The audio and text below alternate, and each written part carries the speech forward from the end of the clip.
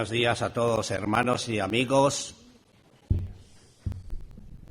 Como saben, hoy tenemos este mes de mayo, que yo antes de conocer el Evangelio cantaba: con flores a María, que madre nuestra es.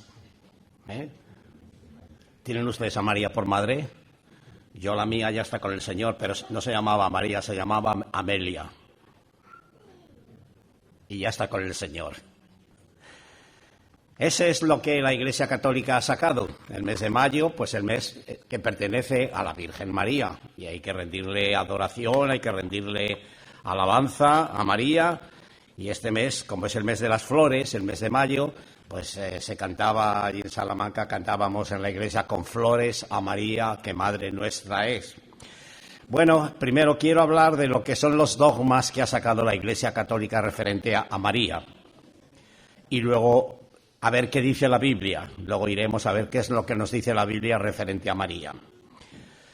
Hay varias cosas, pero 4 de ellas han sido declarados dogmas de fe. Es decir, hay que creerlo, es dogma de fe. Y uno de ellos es la virginidad perpetua de María. Fue virgen antes del parto, fue virgen durante el parto y después del parto sigue siendo virgen. La virginidad perpetua de María se definió el dogma en el Concilio de Letrán, celebrado en el año 649, es decir, mitad del siglo VII, bajo el pontificado del Papa Martín I. En el Concilio de Letrán, celebrado en el año 649, se efectuó la solemne definición dogmática de la virginidad perpetua de la Madre de Dios. Los padres del concilio, inspirados por el Espíritu Santo, fíjense, se atreven a decir inspirados por el Espíritu Santo, compusieron el canon tercero que declaraba este dogma. Si alguno, de acuerdo con los santos padres, no confiesa que María Inmaculada es real y verdaderamente Madre de Dios y siempre virgen, en cuanto concibió al que es Dios único y verdadero, el Verbo engendrado por Dios Padre desde toda la eternidad, en estos últimos tiempos, sin semilla humana y nacido sin corrupción de su virginidad, que permaneció intacta después de su nacimiento, sea anatema. Maldito el que no lo acepte. Otro dogma, la maternidad divina. Fue definido como dogma de fe en el Concilio de Éfeso, celebrado el 22 de junio del año 431, siendo Clementino obispo de Roma. El Papa Pío XI, en 1931, al conmemorarse el 15 centenario, es decir, 15 siglos, desde el 431, desde el Concilio de Éfeso, al 1931, mediados del siglo XX, al conmemorarse el 15 centenario del Concilio de Éfeso, instituyó en su honor la fiesta de María, Madre de Dios, y determinó que su celebración sea el 11 de octubre. Otro dogma que hay que aceptar. Tercer dogma, la Inmaculada Concepción. Fue proclamado por el Papa Pío IX en la Plaza de San Pedro el 8 de diciembre de 1854, mediados del siglo XIX. El 8 de diciembre de 1854, el Papa Pío IX, en la bula Ineffabilis Deus, proclamó el dogma de la Inmaculada Concepción de María. Inmaculada Concepción quiere decir que nació sin pecado, es lo que quiere decir este dogma. En su parte medular manifiesta lo siguiente: para honor de la Santa e Indivisa Trinidad, para gloria y ornamento de la Virgen Madre de Dios, para exaltación de la fe católica y acrecentamiento de la religión cristiana, con la autoridad de nuestro Señor Jesucristo, de los bienaventurados apóstoles Pedro y Pablo, y con la nuestra, declaramos, proclamamos y definimos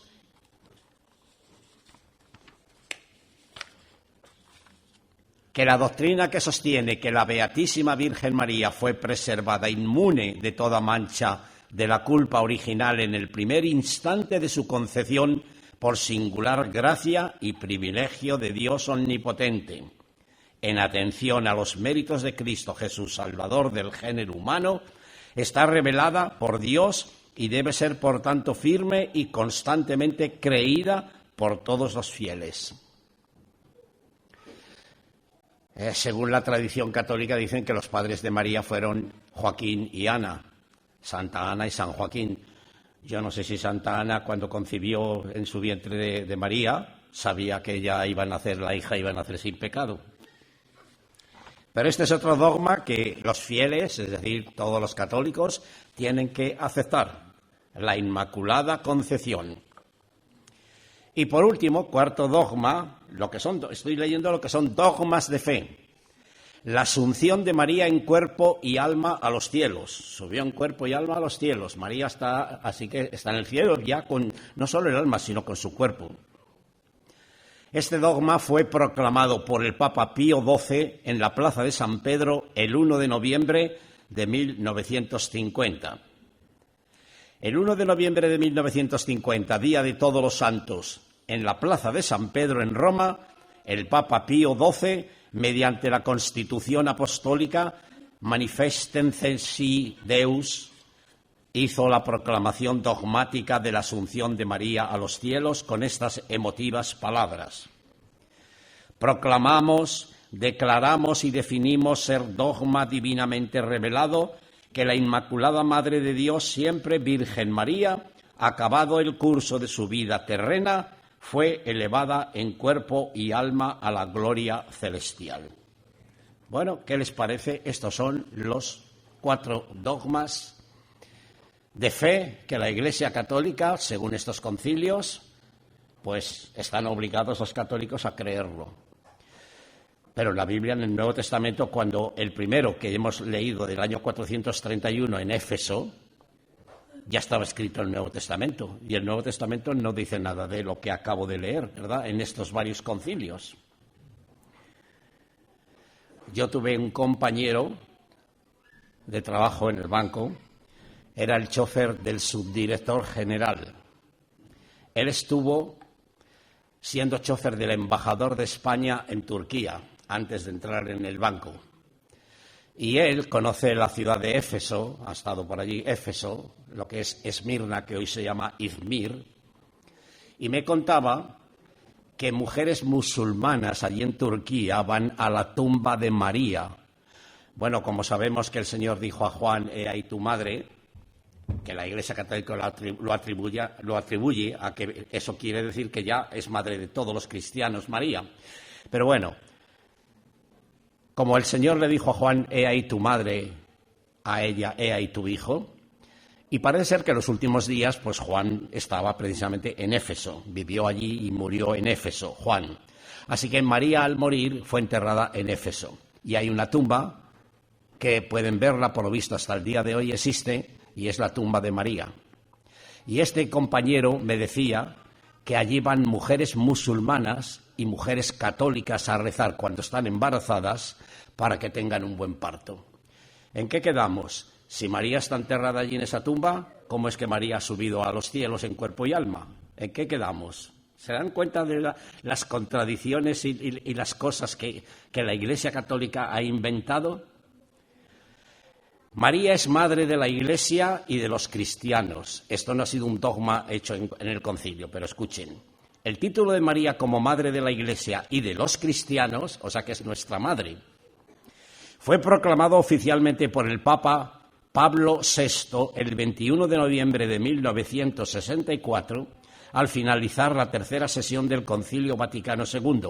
El Concilio Vaticano II, que esperaban la unión de los cristianos católicos y los evangélicos, nos teníamos que unir. Eso yo lo he vivido, ese Concilio Vaticano empezó por Juan XXIII.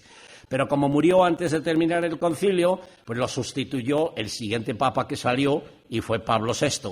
Así que este Pablo VI, el 21 de noviembre de 1964, al finalizar la tercera sesión del Concilio Vaticano II, aunque la veneración como Madre de Dios Teococos, Data del año 431 el título formal de Madre de la Iglesia, que fue consolidado por la doctrina moderna y posteriormente impulsado por Pablo VI. Así que otra cosa que no lo han declarado como dogma, pero sí algo que hay que admitir. María es Madre de la Iglesia y es la madre de todos los cristianos. ¿Estamos de acuerdo con ello? ¿Lo aceptamos? ¿Verdad que no? La Biblia no nos dice esto, ¿verdad? ¿Qué es María? Cuando yo hablo con alguna persona sobre el caso de María, les digo, María es mi hermana, no es mi madre. Es una hermana en la fe. María está en el cielo donde yo iré, pero es mi hermana en Cristo, no es mi madre. Bien, hermanas y hermanos, y ahora, ¿qué podemos decir más de todo esto de la Iglesia Católica? El culto a la diosa madre e hijo. Verán muchas imágenes en las iglesias y también cuando sale por la televisión, cuando es una fiesta, ¿verdad? La madre con el niño Jesús, la madre y el niño. Se llama el culto a la diosa madre e hijo. Uno de los ejemplos más sobresalientes de cómo el paganismo babilónico ha continuado hasta nuestros días puede verse en la forma en que la Iglesia romana inventó el culto a María y al niño para reemplazar el antiguo culto a la diosa madre de Babilonia. Esto es Semíramis con su hijo Tamuz. El nombre de Tamuz se encuentra en el profeta Jeremías. Jeremías proclamó los 70 años que iban a estar cautivos los judíos en Babilonia. El paganismo de Babilonia, los dioses de Babilonia fueron pegados en la mentalidad de los judíos, desobedeciendo y apartándose del verdadero Dios. Tamuz, adoraban a Tamuz. Jeremías lo cita precisamente en el capítulo 10. Esta es una imagen de lo que era el culto en Babilonia. La madre y el niño. ¿Y quién era Semíramis? Si van al capítulo 10 de Génesis, se nos habla de un perverso bisnieto de Noé. ¿Quién lo sabe el nombre?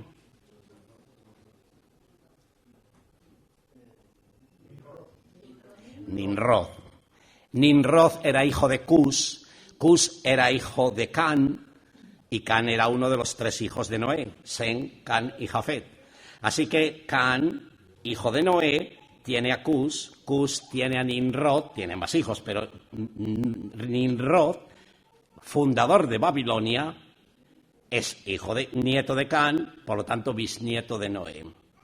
Él instituyó, Nimrod, este perverso hombre, fue cazador y un hombre que quiso apartarse de Dios e incitó a las gentes de sus días a que se alejaran de Dios y ellos pensaran en sí mismos que la fuerza era de ellos y ellos eran los dueños de sí mismos y no tenían que depender para nada de Dios. Y él es el que ayudó a levantar la torre de Babel lo más alta posible para que si venía otro diluvio no les llegara el agua arriba. Nimrod. Pues Semíramis fue la esposa de Nimrod. Fue una reina. Y cuando murió Nimrod, ella de viuda dio a luz un hijo llamado Tamuz. Tamuz es hijo de Semíramis y por lo tanto podríamos decir hijo de Nimrod. No se sabe si ella concibió de Nimrod, pero el caso es que al morir Nimrod, el marido de Semíramis, nace el niño Tamuz y lo proclama como Dios y ella se proclama como diosa y todas las personas de la zona de Mesopotamia la adoran como una diosa y al niño Tamuz lo adoran como un dios. Ahí viene la cosa, pero hay más. Por la segunda, por favor. La madre y el hijo. Seguimos con la madre y el hijo, Semíramis y Nimrod. Miren qué imágenes, aunque son imágenes modernas, pero se les atribuye precisamente a una foto o imagen de Semíramis y el niño Tamuz, el hijo. Pero hay más todavía, hay una tercera, por favor. Miren, por esta fecha se popularizó mucho el culto a la madre y al hijo, elevándose a ambos a la estatura de divinidades. A Semíramis le llamaron la reina del cielo y esto fue adoptándose, digamos, con varios nombres, tales como Astarot, Diana, Isis, Astarte y a su hijo Baal o Tamuz. Las Santas Escrituras revelan la errónea actitud del pueblo de Israel, que frecuentemente se inclinaba a estos dioses. Y lo tienen en Jueces 2.13, lo tienen en Jeremías 7.18, lo tienen en Ezequiel 8.14. Aquí tienen la diosa, la madre y el niño en Babilonia. Aquí lo tienen que en China también hay una mujer con un niño. Aquí lo tienen en Egipto, con esa cabeza, ¿verdad?, de animal, pero es una madre y un niño. Aquí lo tienen en el catolicismo, lo que llaman la Virgen María y el niño. Y aquí lo tienen como es una madre también y un niño en la India. Es decir, la Roma imperial también hacía esto. La Iglesia Católica lo hizo, que como venía del paganismo, pues para evitar el paganismo, pues que se haga entonces ahora que sea la Virgen María la madre y el niño a quienes hay que rezarles, a quien hay que postrarse delante de ellos. Así que esto ha venido del puro paganismo, el culto a la diosa madre y al hijo. Y uno de los ejemplos más sobresalientes de cómo el paganismo babilónico ha continuado hasta nuestros días puede verse en la forma en que la Iglesia romana inventó el culto a María y al niño para reemplazar el antiguo culto a la diosa madre de Babilonia. Después de la muerte de Nimrod, su adúltera esposa, Semiramis, dio a luz a un hijo del que afirmó que había sido concebido sobrenaturalmente. Esto lo dijo Semiramis, que había sido concebido de una manera milagrosa. Proclamó que este era un Dios hijo, que era Nimrod mismo su líder, es decir, como que era Nimrod, que había muerto ya antes del parto, resucitó en la persona de Tamuz. Había renacido Nimrod y que tanto ella como su hijo eran divinos. Esta historia era ampliamente conocida en la antigua Babilonia y se desarrolló en un culto bien establecido, el culto de la madre y el hijo. Numerosos monumentos de Babilonia muestran la diosa madre Semiramis con su hijo Tamuz en sus brazos. Y yo he escrito aquí con ello, ver Ezequiel 8.14. Vamos a ver ese versículo de Ezequiel 8.14, ¿qué nos dice? Y me llevó, está hablando Ezequiel el profeta, estaba ya en Babilonia, dice que le llevó, se refiere a Dios, me llevó a la entrada de la puerta de la casa de Jehová, es decir, como un éxtasis, en visión, el Señor le traslada de Babilonia a Jerusalén, donde estaba el templo, es lo que tenemos que entender, me llevó a la puerta de la casa de Jehová, que está al norte, y he aquí mujeres que estaban allí sentadas endechando a Tamuz. ¿Qué les parece? En el templo de Jerusalén, en el templo judío, mujeres que estaban endechando a Tamuz.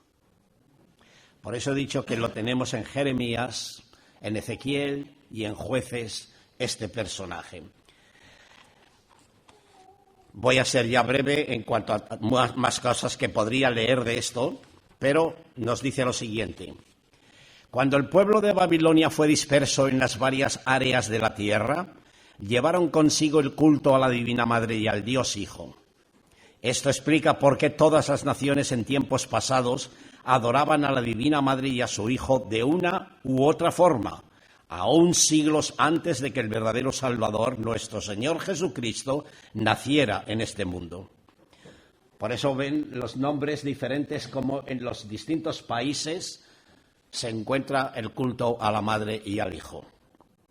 En estos diversos países donde se extendió este culto, la Madre y el Hijo eran llamados de diferentes nombres debido a la división de los lenguajes en Babel, pero la historia básica seguía siendo la misma. Entre los chinos se llamaba a la diosa madre Xingmu o Santa Madre y se representa con un niño en los brazos y rayos de gloria alrededor de su cabeza. Los germanos veneraban a la Virgen Herta con un niño en los brazos. Los escandinavos la llamaban Disa y también la presentaban con el niño en brazos. Los etruscos la llamaban Nutria. En India, la Indrani, que también era representada con un niño en los brazos y también era venerada. Entre los druidas adoraban la Virgo partitura, qué raro, ¿verdad? Partitura, pero bueno, como a la Madre de Dios. La madre babilónica era conocida como Afrodita o Ceres por los griegos, Nana por los sumerios y Venus o Fortuna por sus devotos en los viejos días de Roma. Su hijo era conocido como Júpiter. Y por último, la ilustración muestra a la madre y al hijo como Devaki y Krishna en la India. El culto a María y al niño, conocido comúnmente como la iconografía de la Virgen con el niño, es una de las devociones más antiguas y centrales del cristianismo, representando a María como Madre de Dios y figura de ternura. Esta veneración, que destaca la maternidad divina, se ha expresado a través de siglos de arte religioso, el rezo del rosario y la figura de la Virgen como protectora. Orígenes y veneración. Desde los primeros siglos, María fue venerada como la Madre de Dios desde el Concilio de Trento en el año 431 y consolidando su culto a través del tiempo y especialmente impulsado en el siglo XII por órdenes como la cisterciense. Tengo más para leer, pero lo vamos a dejar aquí ya. Y ahora vamos a entrar a lo que nos dice ahora la Biblia. Esto es todo lo que la Iglesia Católica ha proclamado como dogmas de fe y los católicos lo creen. Pero la Biblia no nos habla nada de esto. Porque, como digo, de todos los dogmas que he leído, el más antiguo es el 431 Concilio de Éfeso. Y ya el Nuevo Testamento ya estaba escrito. Y allí los apóstoles no han dicho nada al respecto de esto, ¿verdad? Vamos a ver, cuando nos habla la palabra de Dios en el Evangelio de Lucas, vamos ahora al capítulo 1 del Evangelio según San Lucas.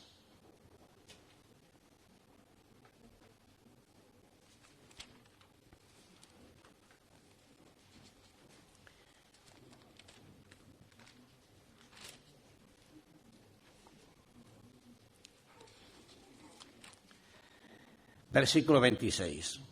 El ángel Gabriel, ha anunciado primero, ha aparecido en el templo, estando Zacarías, el padre de Juan el Bautista, ministrando, porque le tocaba por su turno, los sacerdotes iban por turnos, y el turno de Zacarías estaba allí él ministrando cuando le aparece el ángel.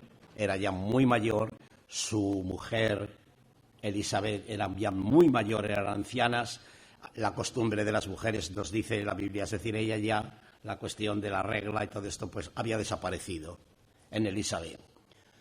Y ellos habían estado seguramente orando años y años a Dios para tener un hijo, pero parece ser Elizabeth era estéril.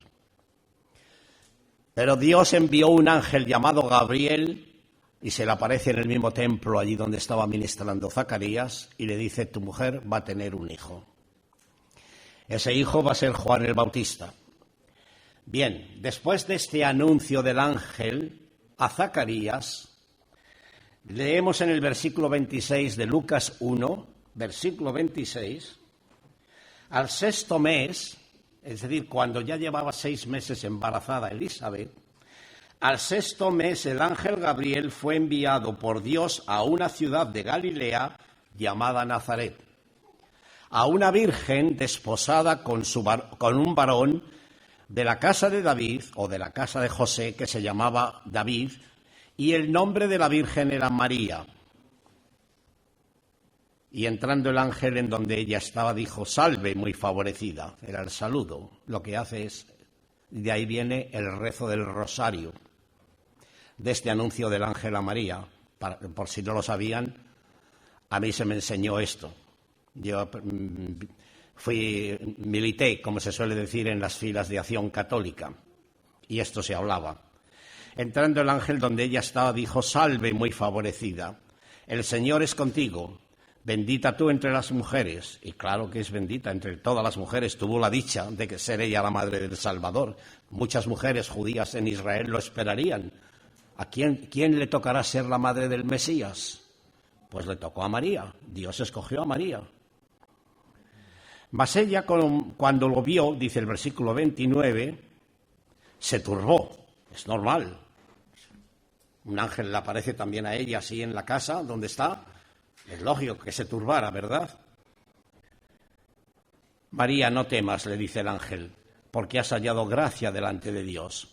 Y ahora concebirás en tu vientre y darás a luz un hijo, y llamarás su nombre Jesús. Este será grande y será llamado Hijo del Altísimo, y el Señor Dios le dará el trono de David su padre, y reinará sobre la casa de Jacob por siempre, y su reino no tendrá fin. Entonces María dijo al ángel, ¿cómo será esto? No conozco varón. Es decir, no estaba casada, estaba comprometida con José, pero no estaba casada todavía. ¿Cómo será esto? No conozco varón. Respondiendo el ángel le dijo, el Espíritu Santo vendrá sobre ti y el poder del Altísimo te cubrirá con su sombra, por lo cual también el santo ser que nacerá será llamado Hijo de Dios. Y he aquí tu parienta Elisabet, ella también ha concebido hijo en su vejez, y este es el sexto mes para ella, la que llamaban estéril, porque nada hay imposible para Dios. Entonces María dijo, he aquí la sierva del Señor, hágase conmigo conforme a tu palabra. Y el ángel se fue de su presencia. ¿Qué hace María al recibir este anuncio? Pasarían unos días, estaría pensando, reflexionando, me toca a mí, Dios me ha escogido para ser la madre del Salvador, la madre del Mesías. Estaría meditando. Y de pronto ella decide una cosa, versículo 39. En aquellos días, levantándose María, fue deprisa a la montaña, a una ciudad de Judá. Nazaret está al norte, Galilea. La región de Galilea es el norte en la Palestina, de entonces el país de Israel. Y Judea, precisamente, es abajo, al sur. Entre medias, entre Galilea y Judea, está Samaria. Así que hay bastantes kilómetros desde Nazaret al norte hasta venir a Judea, a la zona sur de la tierra de Israel, donde vivía Elisabet, porque parece ser que hubo unas casas o lugares que se hicieron para los sacerdotes en un lugar determinado de la región de Judea. Vino a Judá, dice aquí, bueno, digamos Judea también se puede llamar, y entró en la casa de Zacarías y saludó a Elisabet, la mujer de Zacarías. Y aconteció que cuando oyó Elisabet la salutación de María, la criatura saltó en su vientre y Elisabet fue llena del Espíritu Santo. La criatura que estaba en el vientre de Elisabet era Juan el Bautista. Y exclamó a gran voz y dijo, bendita tú entre las mujeres, le dice a María, era parienta, eran primas, Elisabet y María. Exclamó, bendita tú entre las mujeres y bendito el fruto de tu vientre. ¿Por qué se concede esto a mí?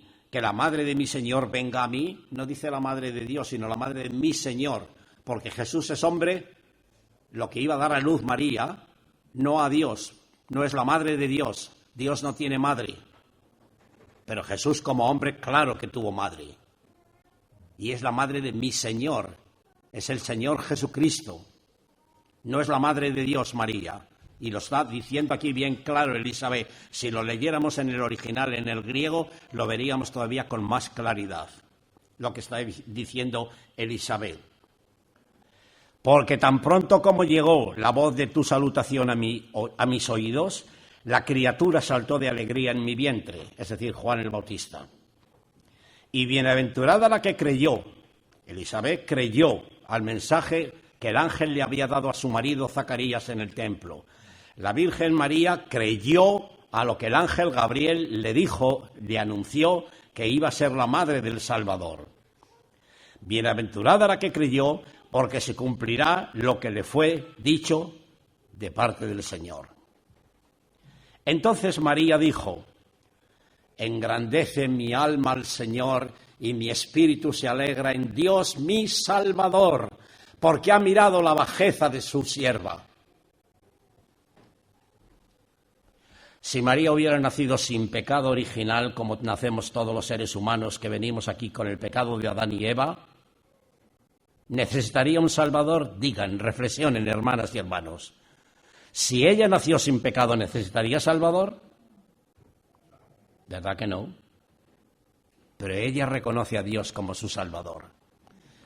Engrandece mi alma al Señor, y mi espíritu se alegra en Dios, mi Salvador, porque ha mirado a la bajeza de esta mujer, que yo no soy nada, y me ha escogido. He tenido la dicha de que Dios me haya escogido para ser la madre del Salvador. ¡Qué dicha tan grande! Así que mi alma engrandezca al Señor, y mi espíritu se alegra en Dios, mi Salvador. Lo que nos está demostrando la Biblia de que por cuanto en Adán todos pecaron, están destituidos de la gloria de Dios. Pero así como en Adán todos mueren, en Cristo serán vivificados. Cristo, el postrer Adán. María fue una pecadora como tú y como yo, querido amigo, querida amiga.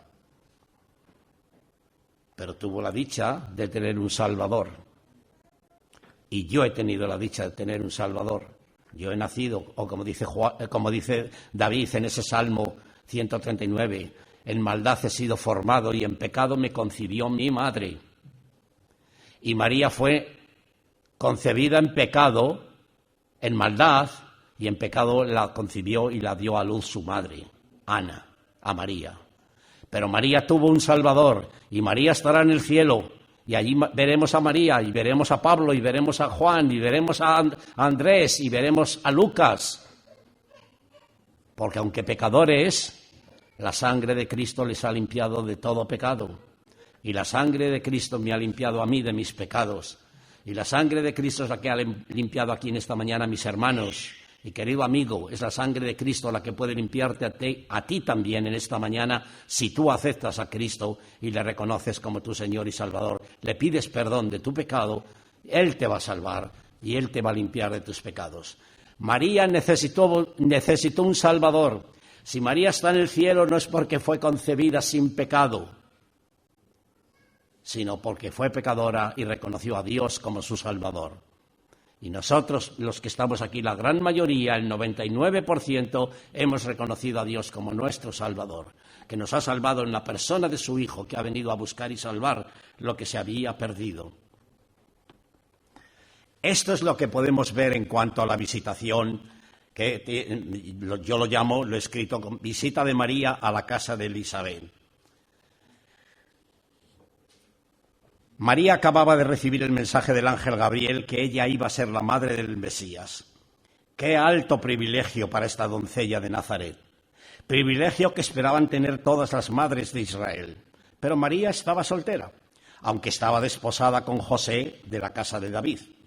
¿Y qué podían pensar de ella las gentes? ¿Cómo reaccionarían las gentes ante su embarazo?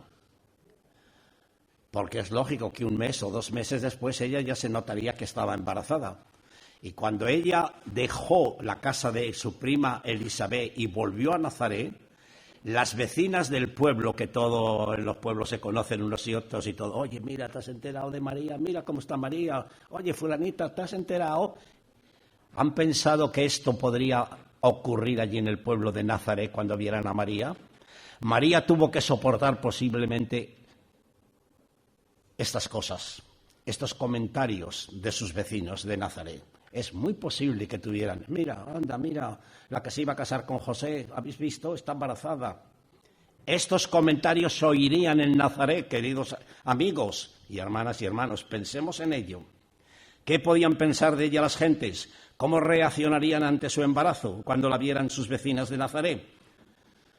Este privilegio no dejaría de ser al mismo tiempo una deshonra para ella y hasta el poder sufrir injustamente el mismo divorcio de José, porque llegó a oídos de José y quiso dejar a María. Lo saben, ¿verdad? Lo dice la palabra de Dios. Quiso dejarla.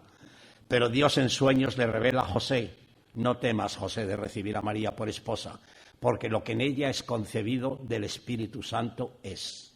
Dios reveló a José esto en sueños, que no se apartara de María, que siguiera el trance adelante del casamiento. Como digo, María estaba desposada con José, es decir, estaba comprometida en matrimonio con José. Lo dice 1:27 de aquí del Evangelio de Lucas. El desposorio en Israel era ya un compromiso matrimonial que constituía para el judío una obligación legal y no podía romperse si no era por muerte o por un divorcio formal. Y pensaron que María había cometido un divorcio. Pero en el caso de María hubiera sido por apedreamiento según la ley de Moisés. Una mujer así hubiera sido apedreada. Deuteronomio 22, versículos 23 y 24 lo dice. Pero como el principal comprometido en este embarazo de María era Dios mismo, y como Dios siempre hace bien las cosas, muy posiblemente para evitar falsos comentarios y chismorreos de las gentes, y así librarse ella del escándalo que habría producido en el pueblo de Nazaret, María marchó a la casa de su prima Elisabet, a la montaña, a una ciudad de Judea, dice 1:39. Un viaje muy largo si tenemos en cuenta los medios de transporte de aquel entonces. Muchos creen que pudiera ser la ciudad de Hebrón, que fue repartido para los sacerdotes levitas. Nos lo dice Josué 21.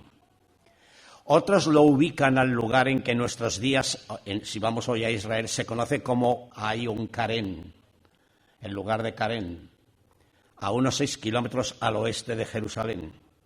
Repito, si Dios ha escogido a una mujer virgen llamada María para ser ella la madre de Jesús, el Mesías profetizado a Israel, Dios también sabe librar a sus siervos y siervas de las afrentas y de las injurias injustas de las gentes y conduce, como en este caso a su sierva María, a la casa de su parienta Elisabet, quien también esperaba un bebé.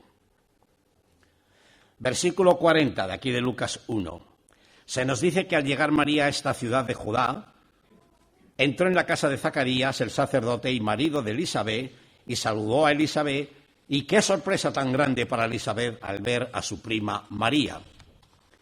Elisabet estaba también embarazada de 6 meses y tenía en su vientre a Juan el Bautista, el que sería el precursor del Mesías. Versículo 41 que hemos leído. La visita y la salutación de María a Elisabet produjo en ambas mujeres un gran júbilo que las llenó a las dos de pensamientos muy sublimes y hasta el punto de saltar la criatura en el vientre de Elisabet y ésta ser llena del Espíritu Santo. ¡Qué maravilla! Juan el Bautista, nada menos lo que tenía en el vientre Elisabet. Elisabet su madre y Zacarías su padre fueron llenos del Espíritu Santo. El Espíritu Santo tomó el control de Elisabet tanto en las acciones como en las palabras. Fue capacitada para profetizar con el espíritu de profecía y dar testimonio de Jesús. Dar testimonio de Jesús.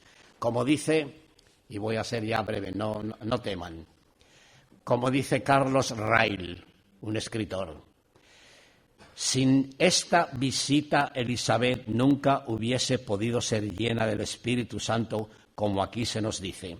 Y María nunca hubiese podido pronunciar ese cántico de alabanza, lo que se llama el Magnificat. Magnifica mi alma al Señor, o engrandece mi alma al Señor, magnifica, exalta, enaltece. Se puede traducir de esa forma. María nunca tampoco hubiera podido expresar el Magnificat, que es conocido por toda la Iglesia Universal de Cristo. Versículo 42, que hemos leído. Elisabet exclamó a gran voz y dijo. Esta exclamación, que fue dirigida por el Espíritu Santo, nos dice el texto bíblico que fue a gran voz. A gran voz. Elisabet exclama a gran voz, que refleja una emoción de ánimo, y es la misma que encontramos en Lucas 23, 46, refiriéndose a Jesús en la cruz, exclamó a gran voz: Dios mío, ¿por qué me has desamparado? Pero también exclamó a gran voz: Padre, en tus manos encomiendo mi espíritu. Es la misma palabra griega, gran voz. Jesús clamó a gran voz y refleja emitir palabra con gran vehemencia pidiendo favor o ayuda. Kraus megale es la palabra, las palabras griegas. Y krasas phone megale lo dice otro de los traductores como Lucas. Es la misma palabra, las mismas palabras con las que exclama Elisabet esa alabanza. ¿Qué quiso decir Elisabet a María con esa exclamación? Pues es nada menos que una felicitación. Bendita tú entre las mujeres. Y esta felicitación de Elisabet a su prima ya estuvo también en los labios del ángel Gabriel. 1:28 hemos leído: bendita tú entre las mujeres. El ángel se lo dijo.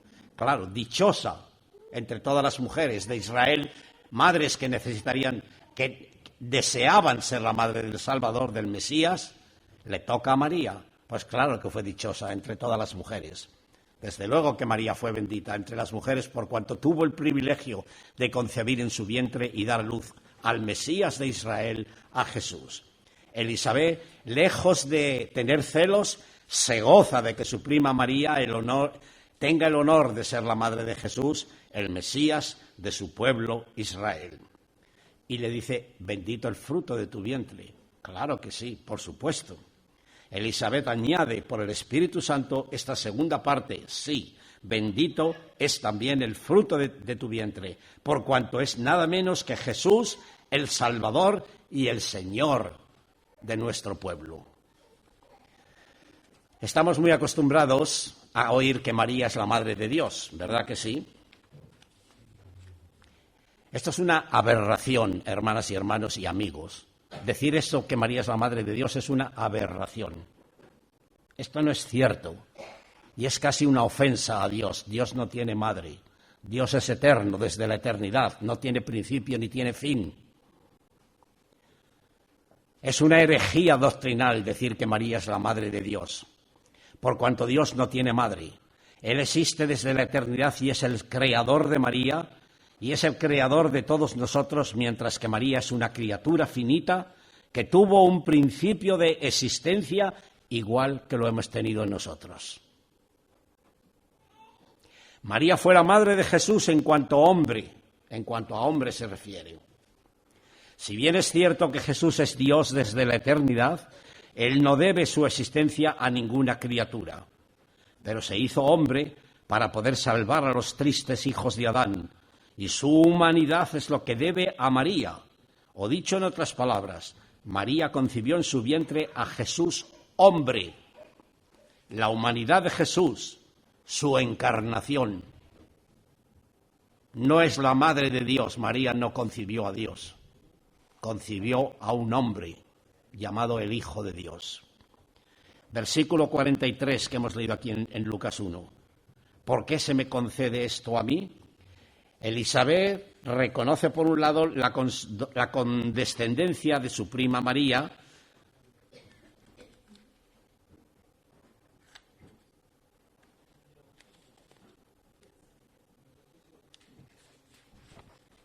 al hacerle esta grata visita. Y esta visita fue tenida por Elisabet como un favor extraordinario del que se considera inmerecedora y lo reconoce como un favor que Dios le otorga. Que la madre, este favor es que la madre de mi Señor venga a mí. Elisabet reconoce que lo que hay en el vientre de María, su prima, es su Señor, como Jesús es nuestro Señor. Lo hemos aceptado como nuestro Señor y Salvador. Y en esta frase vemos que Elisabet reconoce al Hijo de su prima como su Señor. Y esta frase, la madre de mi Señor, manifiesta claramente que había recibido luz de lo alto y por el Espíritu Santo llama a Jesús mi Señor, de la misma manera que 10 siglos antes lo hiciese David. Dijo el Señor a mi Señor: siéntate a mi diestra.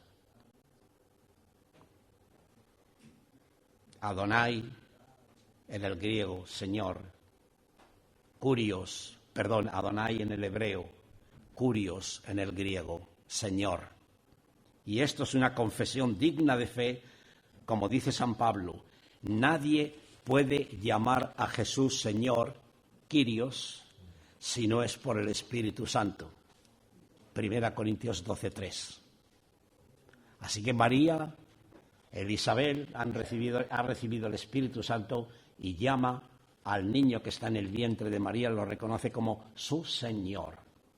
Y nadie puede llamar a Jesús Señor si no es por el Espíritu Santo. ¿Reconocemos nosotros a Jesús como nuestro Señor? Un día llegará cuando toda lengua confesará que Jesucristo es el Señor para gloria de Dios Padre. Y por último, versículo 44. Porque tan pronto como llegó la voz de tu salutación a mis oídos, la criatura saltó de alegría a mi vientre. Elizabeth está proclamando aquí ahora la experiencia que ha notado en su vientre como consecuencia del saludo de su prima María. La criatura, es decir, Juan, saltó de alegría en mi vientre. Y pregunto, ¿será que ya el feto de 6 meses, el que iba a ser un día el precursor del Mesías, saltó de alegría en el vientre de su madre por la presencia allí del mismo Mesías ya recién concebido en el vientre de María?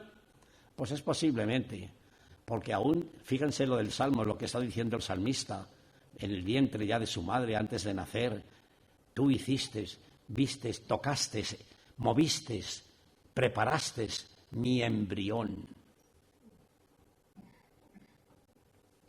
Si las mujeres que hoy quieren abortar, entendieran y leyeran lo que dice este salmo, como aún ya en el momento de ser concebido un ser en el vientre de la madre, es una persona, es una vida. El aborto es un crimen, hacerlo así porque sí es un crimen y tienen que rendir cuentas a Dios de ello. ¿Qué nos dice esto en nuestros días cuando tanto se nos bombardea en la sociedad de que se autorice y legalice el crimen de abortar libremente? Versículo 45. Bienaventurada la que creyó, porque se cumplirá lo que fue dicho de parte del Señor. Elizabeth encomia aquí la fe. Todo el que crea la palabra de Dios es bienaventurado, porque el creer lo que la palabra de Dios dice significa estar seguro de que no será defraudado, sino que tendrá cumplimiento. Lo que Dios me dice en su palabra tendrá cumplimiento. Dios no habla por hablar. Elizabeth conocía muy bien las Escrituras del Antiguo Testamento y sin duda de que conocería muy bien los prodigios que habían obrado la fe en hombres y mujeres del pueblo de Israel a través de los siglos. Imitemos, hermanas y hermanos, amigos, imitemos a Elizabeth en su fe en Dios. Bienaventurados los que creyeron. Bienaventurados los que creyeron.